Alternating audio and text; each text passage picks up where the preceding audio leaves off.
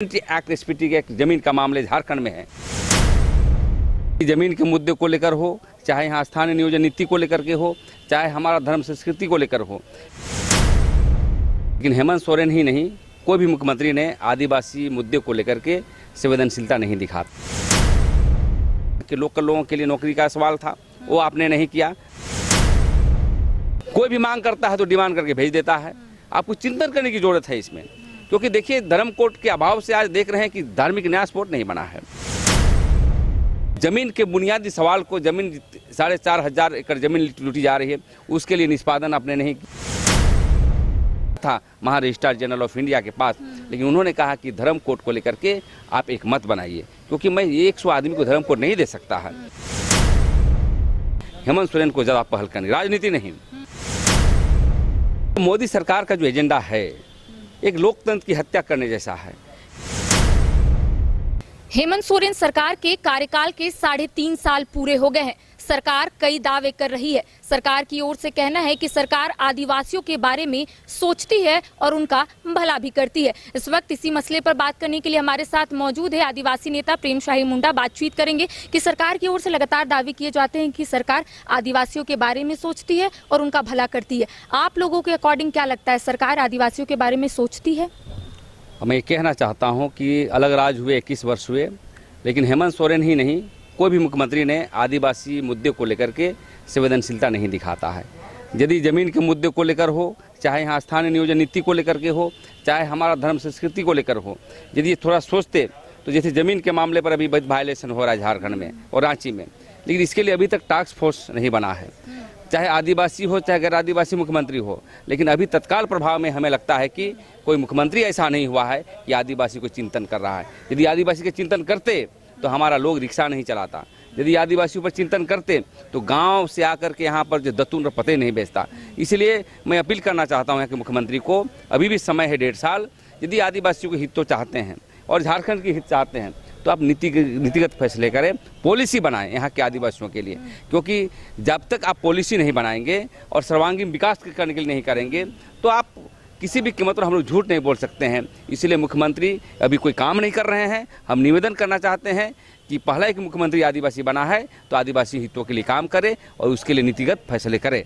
झारखंड में आदिवासी मुख्यमंत्री है और ऐसे में हर लोग कहते हैं कि जरूर आदिवासियों का दर्द ये समझते होंगे। आप लोग CNT SPT एक्ट को भी लेकर हमेशा से आवाज उठाए, अन्य कई ऐसे मुद्दे हैं जिसको लेकर आप लोग आवाज उठाते। क्या सरकार की ओर से वैसा पहल की जाती है जैसा आप लोग सोचते हैं? देखिए, मैं ये कहना चाहता हूँ कि मुख्यमंत्री किसी जात का नहीं होता है। वो आदिवासी भी हो सकता है, गैर आदिवासी भी हो सकता है। आपको समझना है कि ये जो संघीय व्यवस्था में, देश की संघीय व्यवस्था है, उसके तहत अलग राज्य का निर्माण हुआ है और अलग राज्य का निर्माण में सभी जमात को लेकर चली जाती है। लेकिन हम आदिवासी की इसलिए बात करते हैं कि यहाँ पर जो 27% आदिवासी हैं और आदिवासी की बुनियाद पर ही अलग राज्य हुआ है। लेकिन अलग राज्य होने के बाद आपकी क्या काम करना था? सबसे पहले यहाँ के लोकल लोगों के लिए नौकरी का सवाल था, वो आपने नहीं किया। मैं एक मुख्यमंत्री को नहीं बोल रहा हूँ। आपको जो छोटे छोटे जो उद्योग धंधे लगाने थे वो नहीं किया। आप धर्म कोड को भी अधर पर रखें और ज़मीन के बुनियादी सवाल को, जमीन 4,500 एकड़ जमीन लूटी जा रही है, उसके लिए निष्पादन आपने नहीं किया, क्योंकि 4,500 जो केसेज है वो कोर्ट का आदेश दिया हुआ है। तो और उसके बाद जो आदिवासियों को जो संस्कृति सभ्यता है, गांव में जो लोग रहते हैं, खेती बाड़ी करते हैं, खनन का अधिकार है, ये सभी मुद्दों को लेकर के चिंतन नहीं किया।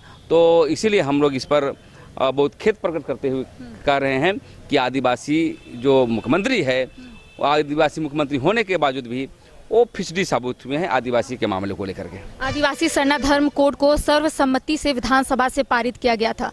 आप लोग भी सड़क पर जश्न मनाते हुए नजर आ रहे थे, लेकिन अभी तक इसको लेकर कोई पहल नहीं की गई है। आप लोगों की ओर से इसको लेकर कोई रणनीति तैयार की गई है क्या कि आने वाले समय में इसको भी लेकर आप लोग कुछ करेंगे, सरकार तक अपनी बात पहुँचाएंगे? देखिए, हम लोग दिल्ली जो जा रहे हैं उसमें हमारा मुद्दा धर्म कोड का भी रहेगा, लेकिन सबसे पहली बात, जब धर्म कोड की बात करेंगे तो ये हल्के ढंग से नहीं लेनी चाहिए।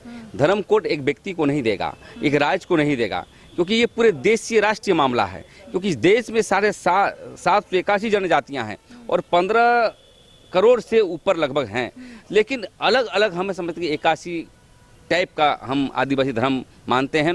जैसे कि यहाँ पर सरना माने जाते हैं, आप जाएंगे बंगाल में तो सारी माने जाते हैं, तो कहीं डोंगी पोलो बोलते हैं, तो कहीं बिरसेत बोलते हैं। तो इस प्रकार के सभी मुद्दों को लेकर के एक आदिवासी ट्राइबल रिलीजन के अंतर्गत सरना आना चाहिए। मैं लोकल सरना का विरोधी नहीं हूँ, लेकिन इस पर राष्ट्रव्यापी जब तक चिंतन नहीं हो तब तक धर्म कोड नहीं मिलने वाला है। क्योंकि हम लोगों ने गया था महारजिस्ट्रार जनरल ऑफ इंडिया के पास, लेकिन उन्होंने कहा कि धर्म कोड को लेकर के आप एक मत बनाइए, क्योंकि मैं 100 आदमी को धर्म कोड नहीं दे सकता है। जिस प्रकार हिंदू में वैष्णव है, अन्य है, तो उनको हिंदू धर्म दिया गया है, और ईसाइयों को जिस प्रकार से डुबकी मिशन है, रोमन कैथोलिक है, सभी मिला करके एक धर्म कोड दिया गया है। तो हमको भी जो है 781 जनजातियों के लिए अलग अलग धर्म है, तो एक राष्ट्र को लेकर के ट्राइबल रिलीजन के अंतर्गत सरना डोंगी पोलो को रखते हुए धर्म कोड का चिंतन करने की आवश्यकता है। यहाँ पर क्या करता है लोग, राजनीतिक पार्टी के लोग, कोई भी मांग करता है तो डिमांड करके भेज देता है। आपको चिंतन करने की जरूरत है इसमें, क्योंकि देखिए धर्म कोड के अभाव से आज देख रहे हैं कि धार्मिक न्यास बोर्ड नहीं बना है। आपको मुसलमानों का बन गया वक्फ बोर्ड, हिंदू का बना है आपको धार्मिक न्यास बोर्ड, लेकिन आदिवासियों क्यों नहीं बना है भाई? तो ये बहुत चीज़ों को लेकर के टेक्निकल पहलू है, इस पर सभी हम पहल कर रहे हैं। पूरे देश के आदिवासी को एक करके और पूरे देश को एक करेंगे तभी धर्म कोड मिलेगा, और स्थानीय स्तर पर सरना हो, आदि हो, चाहे वो डोंगी पोलो हो, सब जीवित रहते हुए हम धर्म कोड की मांग को करनी चाहिए। और इसके लिए हेमंत सोरेन को ज़्यादा पहल करनी, राजनीति नहीं कि हम धर्म कोड बना के भेज दिए यहाँ पर प्रस्ताव पारित करके, और जो देख रहे हैं कि बीजेपी वाला नहीं बना रहा है। इसके लिए सर्वदलीय बैठक बुला करके उसको मोहर मार के कहना चाहिए कि आपको एनीहाउ इसको लागू करना चाहिए, तभी धर्म कोड हमको मिल सकता है। यूनिफॉर्म सिविल कोड को भी लेकर आप लोग अपनी आवाज़ उठा रहे हैं। आने वाले समय में आप लोग दिल्ली भी जाएंगे, वहाँ पर भी आंदोलन करेंगे। क्या लगता है अगर ये लागू होता है तो कितनी परेशानी होगी आदिवासियों को? देखिए, कॉमन सिविल कोड का हम लोग विरोध इसलिए करते हैं कि जो मोदी सरकार का जो एजेंडा है एक लोकतंत्र की हत्या करने जैसा है। क्योंकि वो चाहता है कि देश में एक कानून, एक कोर्ट, एक हो, लेकिन ये देश में नहीं हो सकता है।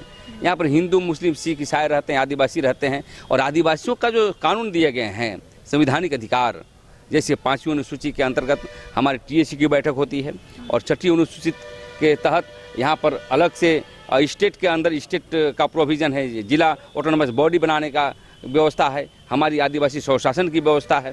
दूसरी बात CNT एक्ट SPT के ज़मीन का मामले झारखंड में है, और अन्य राज्यों में भी वहाँ का अलग अलग स्टेट टेनेंसी एक्ट है उसको, और शादी ब्याह का, ये सभी चीज़ों को एक मुश्त समाप्त हो जाएगा UCC लाने से, यही हम लोग खतरा लग रहा है। इसीलिए हम लोग 6 अक्टूबर 2023 को दिल्ली जंतर मंतर में हम लोग कूच कर रहे हैं, और इस बार जो है हमारी रैली, हमारा प्रदर्शन ऐतिहासिक होगा।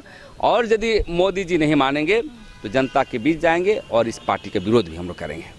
तो देखिए, राज्य सरकार की ओर से धार्मिक न्यास बोर्ड का गठन तो हो गया है, लेकिन इनका कहना है कि आखिर आदिवासी धार्मिक न्यास बोर्ड का गठन क्यों नहीं हो रहा है। साथ ही साथ इन्होंने कई सवाल पूछे हैं। इनका कहना है कि आदिवासियों का हक और अधिकार छीनने की कोशिश की जा रही है। UCC को लेकर इनका विरोध जारी है, दिल्ली जाएंगे और वहां पर विरोध भी करेंगे। अब देखने वाली बात होगी कि केंद्र सरकार की ओर से UCC को लेकर क्या कुछ पहल की जाती है। फिलहाल मुझे दे इजाजत, सहयोगी विकास के साथ करिश्मा सिन्हा, न्यूज़ बाइस्कोप, रांची।